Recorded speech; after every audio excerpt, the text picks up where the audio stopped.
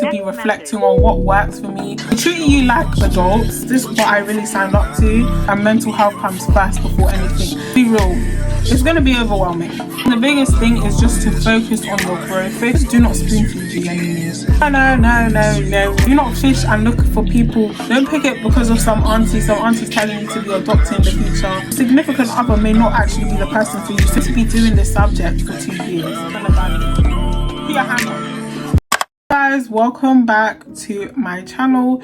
If you are new here, my name is Elise and I make videos about student life, productivity and my journey. In today's video, I'm going to be giving you guys some advice that I wish I knew before starting year 12, and in general if you are starting college. Before I get into the nitty-gritty advice and the truth and the reality, because trust me, I'm gonna go there, let you guys know a few things about me, get to know me a bit, because it doesn't make sense to film this advice video and not tell you guys the things about me. So I have just finished year 12 and I study A-level psychology, BTech human biology, BTech health and social care and AS level maths. That was a lot to say. Because I go to a college and sixth form, it's a sixth form college, you will find that throughout this video I am going to probably refer to it both or one or the other, but it's the same thing basically. I must say, during the whole of year 12 there were some highs,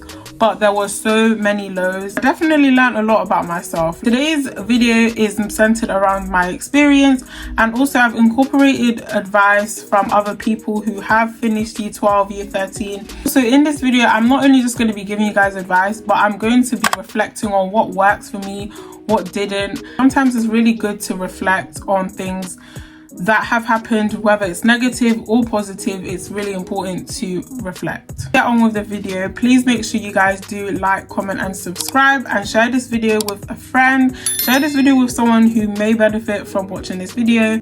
First things first, you need to choose your subjects, okay? Make sure you choose the correct subjects. If you are still deciding on what subjects to pick, a good way is to go on SpringPod, which is basically this website. So long story short, when I was in the summer of year 11, that 10-week long summer period, I went on SpringPod and I did this quiz, and it basically gave me the results of what careers I could be doing in the future. So I got teaching, psychology and health science. Those are the three that I remember. And then it also gives you percentages of like how well you match basically that career. I do recommend this method for those of you who aren't entirely certain on the subject that you've picked or your career path. It is a good way. And yeah, it's called Careers Pilot because I don't know why, but I was calling it SpringPod. But back to the video. And most importantly, pick a subject that you enjoy and a subject that you're willing to put in the effort and the time in, because it does take a lot of effort and time, especially with A levels and BTECs. It's not just like GCSEs where you go into school when you're learning and then you can come home and do a bit of revision. It's not that. You have to constantly be on top of everything. So do not pick them just for the fun of it. Don't pick them based on your friends and your family. Don't pick it because of some aunties telling you to be a doctor in the future. Do not do that. Do it because you want to. Make sure you do your research on the subject. I recommend this. When I was looking into what subjects I wanted to do, I researched on my college website like what psychology is about, what topics do they cover, because obviously not every college is studying the same psychology, because you have obviously different exam boards, you have different like topics in each. You're going to be doing this subject for 2 years. You need to be willing to put in the effort. On to section 2, which is titled What to Expect at College/Sixth Form. One of the biggest shocks from moving from high school to college, especially for me, was realizing like the workload is a lot. Like there is so much that you need to do, there's so much you need to cover in a short amount of time, especially because I do 2 BTECs. So that means that I am learning and then I'm basically having to revise, and then the exam is literally around the corner. For example, health and social care, I had 2 exams last year. I had one in January, one in May, and I only had a short amount of time to study the exam work and then also do coursework on top of that. If you are someone who not like to do a lot of work, you don't like writing and all these things, make sure you research. That's why I said before, research is a key part of it, because you're going to learn a lot about yourself during that time. One thing that I can differentiate from high school versus sixth form and college is that the teachers do not spoon feed you anymore. They do not. They expect you to be independent. I feel like the moment you leave secondary school, it's all on you. Whatever you want to do, if it's get a job, get a driving license, pick your subjects, all of these things, it's all on you. If you're someone who is not driven, like you don't really have that motivation, you're kind of like a slow burner where teachers will have to, you know, tell you to do this and do that. When I was in secondary school, there were lots of people in my year group who were like that. Like teachers had to literally sit next to them and tell them to write. Like there were people like that. But you have to consider these things, especially when you're going into college. They treat you like adults. I mean, most of the time, because some people, oh, one thing for sure, I was shocked when I went into college because I thought I was going into like some place where everyone is dead serious. Like, don't get it twisted. Some people are not actually there for the exact reason as you. That's why you do have to be very, very selfish, especially with your time. So when the teachers are leaving you off to your own accord, that's up to you. Like, you have to be smart in which way you're going. Are you going to follow the people, or are you going to follow yourself? You are going to get free periods. Personally, for me, my free periods, I spent most of the time in the library. My timetable last year was so bad. I was in school from like 8:30 most days till around 4 or 3:30, and even though like sometimes I would only have like 3 lessons or 2, but because my college, they really took the mick out of me last year, I must say, because we had this thing called guided study, right? And guided study essentially is basically, it teaches you how to revise, but I didn't get the concept of it. But at the same time, I can understand why they did that, because it is a big of a jump. So they wanted to make everyone feel like more comfortable. And also we had tutors as well. So like a personal tutor, that group of 30 students with one tutor. So there's that as well that you get in college. And then the free periods, you need to make sure that you're going to the library, you're using it effectively, because if you're someone who knows that by the time you get home you're not going to do any work, those free periods are going to be really good for you. Because me, for example, before college, I used to go home and do work. Like in GCSE times, I would go home, do work, I'd have tutoring sometimes, whatever, vice versa. But when I got to college, I couldn't do it, because like the 10-week period from GCSEs to start in college, it drained me. Like I literally forgot how to revise properly. I literally was not in a routine, as you can imagine, because which revision is going on. So those free periods, guys, I'm telling you, use them effectively. You can obviously at the start of the year, you don't really have much to do in the free periods, because it's obviously you're easing into the year group.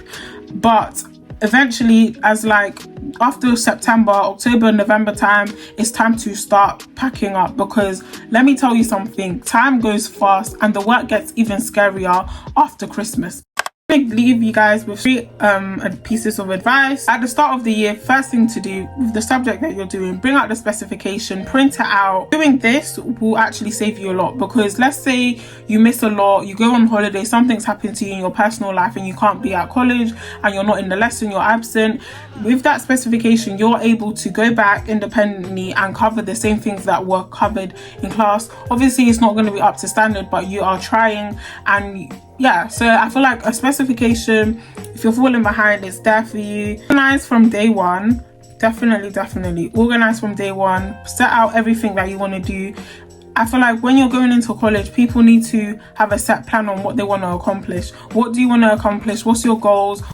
Section 3 is all about study techniques that work. So these are techniques that I've used personally, techniques that other people have used that have worked for them. BTEC's A-levels is all different, not the same. It's more heavier, a lot more intense. You know, it's getting real now. So we do not have time to be doing passive revision. We've got to keep doing active revision, okay? You guys should be incorporating active recall. Passive revision is more like just sitting down and reading the textbook and highlighting. Active revision is testing yourself, doing quizzes and all of that stuff.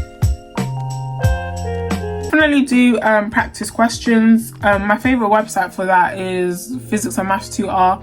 Same from GCSE times. I've been using it for psychology. Practice questions, they're so good because they are the questions that come up year after year in your papers. Spaced repetition, make sure you're reviewing content a lot, especially weak areas, because as I said before, time goes fast, so you need to catch up a lot on work if you're behind. So reviewing areas that you're weak at, essentially it just prepares you for the exam, because you don't want to be behind. Like, imagine there's a certain topic that you're so bad at, and then the exam comes and you see it in the exam paper and you're just looking at it like, oh my gosh, I hate this. Like, as much as it hurts, you have to nail all the weak points. You have to nail all the worst parts of the learning. You just have to do it. It has to be done in order for you to achieve what you want to get. Lighting, mind maps, all of that stuff, flashcards, I love that all of those methods work perfect for me. I don't use flashcards for psychology because it's too much. If you know, you know.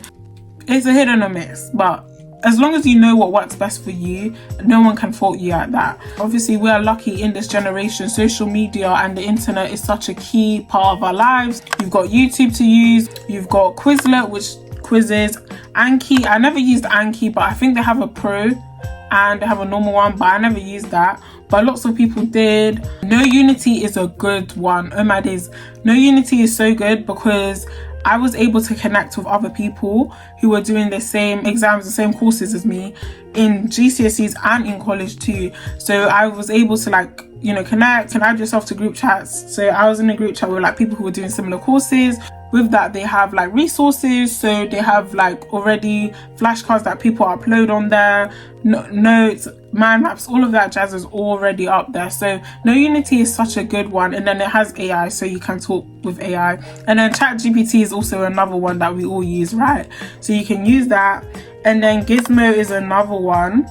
I only started using Gizmo, like I used Gizmo like twice to make flashcards for psychology. And then my last point is past papers and key summaries. Make sure you know all your content, you know everything up to scratch, you've covered everything on your specification. And then summaries, key summaries, I love that. So essentially it's either you can watch like a summary video on YouTube, or you can summarize all your content on like an A3 paper. Yeah, that's super good. Like if you're someone who wants to do quick revision, like especially on like the day of the exam, you don't have time to be flicking through notes.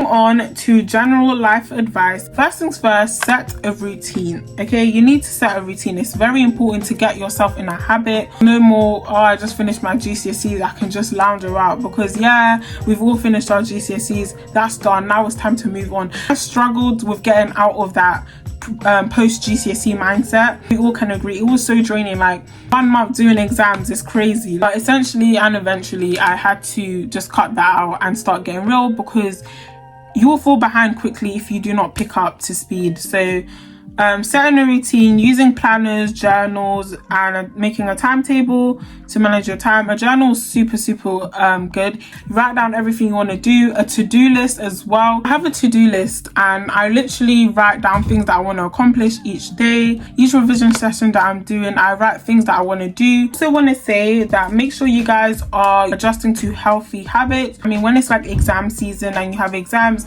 make sure you're getting your 4 hours of sleep, you're eating healthy, you're doing your hobbies. Make sure that you're not just neglecting everything that you love and once enjoyed just because you're now moving on and doing A-levels and B-Techs and you don't have enough time. It's all about making time, because self-love and mental health comes first before anything. And I live by that. Like, I stand by that. My mental health and physical health comes first before anything. And you have to say that to yourself constantly. Make sure that you're balancing everything, you know, you're spending time with your friends and your family, and you're not cutting back and just isolating yourself. Even life advice that I also have, especially whilst being at college, is not to compare yourself to people. Comparison steals joy and it breaks your confidence. Okay, I remember I've compared myself to so many people in college. College is so different, obviously, because in secondary school you're all wearing the same clothes. For example, you're all wearing the same shoes, well, not same shoes, but do you know what I'm saying? Like, you're in the same boat sort of. But then when you get into college, it's like it's different, because you're seeing what people are wearing, you're seeing what people have, you're seeing what people are doing, who they're talking to, all of these things. And you're sitting there sometimes and you're just like, damn, like, why is that not happening to me? Like, what am I doing wrong and stuff? So yeah, what I'm saying is just don't compare yourself to people, because everyone is in their own boat and everyone has their own story. The biggest thing is just to focus on your growth, focus on you. Sometimes it's okay to stop and just to speak to someone if you're really struggling. Definitely speak to someone. And as I did say earlier on in the video, like in secondary school, the teachers all care about you, they're all there for you. In college, it's different. You have to go find the teachers, you have to go find support. If you need things like bursary, you need free school meals, all these things, you've got to go and look out for it, because if you don't, you're going to miss out on it. And that's something that is really important, to not miss out on key things that you may need. Okay, so if you're going to a sixth form or college separate from your high school, you may be worried about making new friends. So a main question you may ask is, how do I make friends? Like, how do I genuinely make friends? Main advice is to do small talk.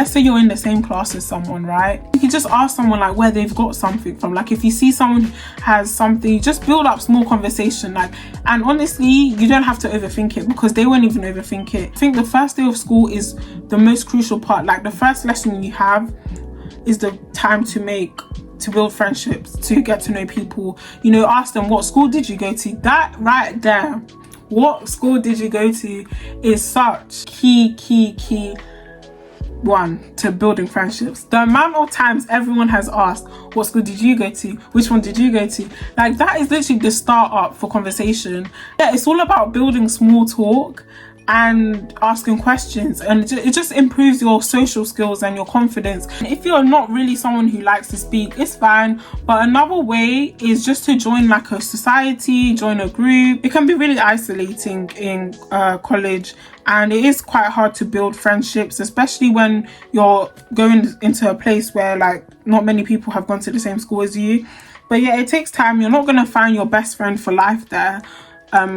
You know, maybe if you do, well done. I mean, that's so nice. But most of the time, you don't really, you know, build like long-lasting friendships in college and secondary school. It's mostly university and afterwards, because those are the most important parts of your life as well. Like, you're getting into adulthood. Like, don't put so much pressure on yourself. That's what I'm saying, because I've done that and I've had to learn, like, it's all right, like it's gonna be okay. People will gravitate towards you. You know, you shouldn't have to always seek and find validation from others and just like fish for people. No, we don't do that. Do not fish and look for people. People will naturally come to you. Like, that's something that I just feel like we should all stand by. Like, it's okay to be alone sometimes. I was always in a friendship group throughout my whole life, and then when I went to college, I really got humbled, because I thought that when I go to college, I'm gonna be in this group, big massive friendship group and everything, and then I got humbled and I realized that's not the case. And yeah, that's fine. Like, I'm actually happy with that. Like, I've learned a lot about myself, and that's what I love about the whole of last year. Let's be real, it's going to be overwhelming. I've constantly said throughout this video that I struggled, okay? And just because I struggled does not mean you're going to struggle. Everyone's different, but it's important to know that people will struggle, and it's important to realize and to show compassion, because not everyone is in the same boat as you. So I feel like being kind obviously is such a key thing that I stand by, especially in like college and sixth form. So if you see someone alone and you see that they're like quite reserved, you know, try build conversation with that person as well, because they'll appreciate it. If you're not happy somewhere to the point where you just physically can't do it and it's just like damaging you, please remove yourself from that situation. Remove yourself from that college if you don't like it. Prioritize yourself and utilize and visualize your future. Okay, think about your future. Think about how you're going to look like in a few years time. Don't think about tomorrow, next week or next year. Obviously you want to get good grades, but you need to look at the future. That's what I'm trying to say. This section is titled mistakes to avoid. Leaving assignments until last minute. Do not leave assignments and homework till last minute. It's gonna pile up, you're gonna get stressed, you're gonna get overwhelmed, and we do not want that. We want to protect ourselves, our mental health as well. Not asking questions when confused as well is another one. That's how you learn. Asking questions, even if you're not sure, even if you're gonna get it wrong, it's important for you to learn stuff, okay? So if you're not sure, you need to be asking questions, even if it's going to bruise your ego, even if you're going to feel embarrassed, it's all right. Another mistake is trying to do everything alone, and as I said, that was me doing everything alone, keeping everything in, holding every anger, every emotion in. It's just not worth it. Make sure you get help, speak to someone, you know, it's all right. Staying in toxic friendships, relationships and circles. Okay, I'm gonna try to give advice because I know everyone is watching from like everyone has a different experience, you know what I'm saying, and I'm not gonna be so self-centered about it because it's not about me, it's about everyone. You need to remove all of that bad energy from you. Like, do you really want that to be on your journey? Do you really want that around you? Like, and if it's a friendship, a relationship, just let it be. When it comes to relationship, I've always said this and I always stand by it. As someone who's young as well, you do not need to be in a relationship when you're studying. It just slows you down. But honestly, guys, don't do it. Like, at the end of the day, your significant other may not actually be the person for you, so you're just wasting time. If you have a boyfriend, girlfriend, whatever, fair enough, happy for you. Like, honestly, as long as you're happy, that matters. But make sure you're just managing your time wisely. It won't only affect you, but it's going to affect your education, affect you doing your hobbies and everything. So definitely cut that off. I know it may be hard, especially if you're in the same college and sixth form an environment as that person or those people. It's going to be hard, but as I said before, if it gets really challenging, you can always speak to someone. Yeah, I don't really know what to really say on that topic because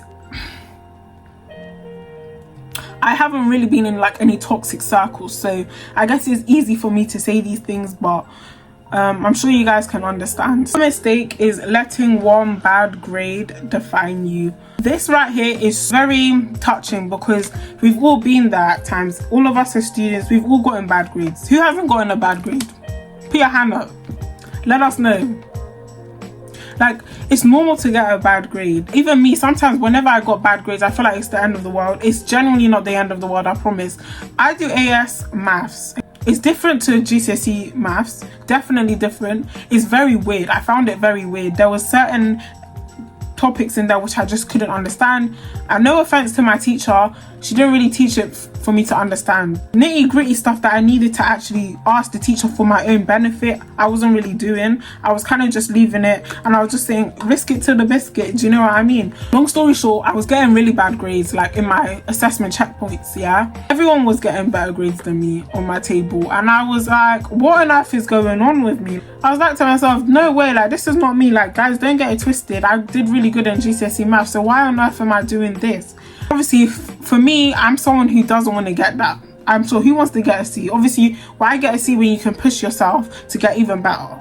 So when I knew that the mocks was coming, I said to myself, I sat down, had a conversation one-to-one with myself. Okay, it's okay to do this. Talk to yourself.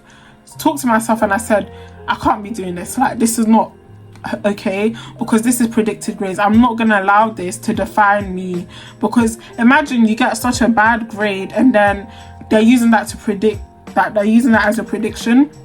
It's not a problem as well, I'm gonna get onto that, but I just didn't want that for me. So I put in all the work, I got all the papers that I did so bad at, went on YouTube, asked ChatGPT to help me and explain things to me. Well done to me, I got an A in that. I was really happy, but then at the same time I was like, okay, this is the start of my journey. So this just shows, like, whatever you're going through at one point in your life, it's not the end story. Like, that's not the end of it. So just to let you guys know, if you're going through something like that, like you're getting bad grades and you think that's the end of, it's not, because you can always come out looking differently compared to everyone else. Okay, and also if you are getting predicted like a bad grade, you should not feel very bad, because once again, as I said, that's a prediction. That's not the final grade. And I feel like we keep forgetting that your final grade is your final grade. That's what matters, nothing else.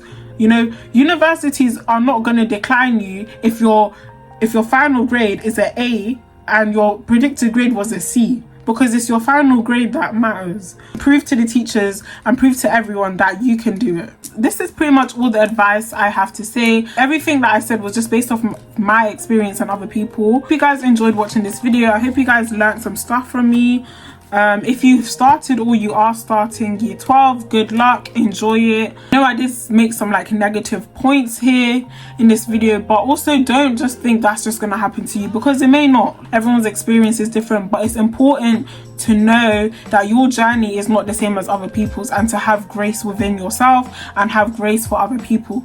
So make sure you're just showing love to everyone around you. But yeah, year 12 was a year of learning about myself, learning to stay strong. And yeah, I can't wait for year 13. Not really. I'm excited to leave, because I know that like after my A-levels and my BTECs, I'm just gone, like yes.